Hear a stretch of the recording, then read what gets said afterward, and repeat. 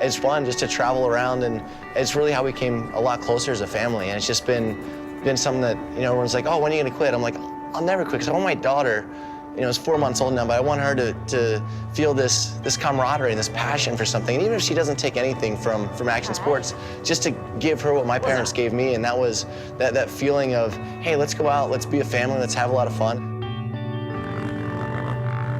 My dad rode, and then he got me into it. I think at 5, I got my first bike. When Ashley was born, that's all we thought about, was like, let's have Ashley ride a motorcycle. I gotta say, most consistently from an early age, my big influence is probably my dad. When I was young, we never really rode much. He wasn't riding off-road because he had a bunch of injuries. But he'd always tell me stuff, and it wasn't even stuff about riding. It was more like life stuff, you know. He'd say, every time I go, I try as hard as I can, and it doesn't matter. He goes, it just doesn't matter. Just focus and do you, and it's as good as you do. And it sounds kind of cheesy, like second place talk, but, you know, it's led me to love bikes. When I brought James home from the hospital, I put him on my motorcycle before I ever took him into the house at 2 days old, and took him for a ride. When I was born in the emergency room, there was a PW50 waiting for me when I was born.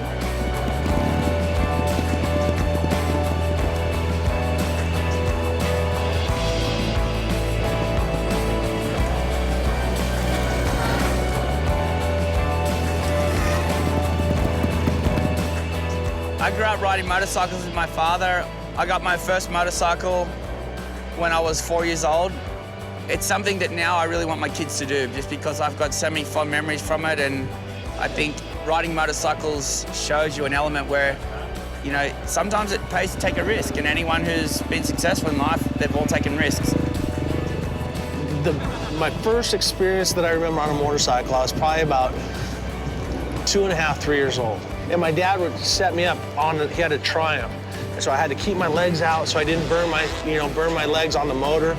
And so I put them up on the gas tank, and I held on to my dad, and just everything I remember. I remember the smell of the motor and the fuel, and because he just finished painting, and I could remember smelling the paint and smelling him, you know, all these different smells going through my head, and then the warmth of the motor and the vibration. And I just thought, you know, I think everybody thinks their dad is Superman, but at that moment, my dad was the coolest guy, and I was the luckiest kid in the world.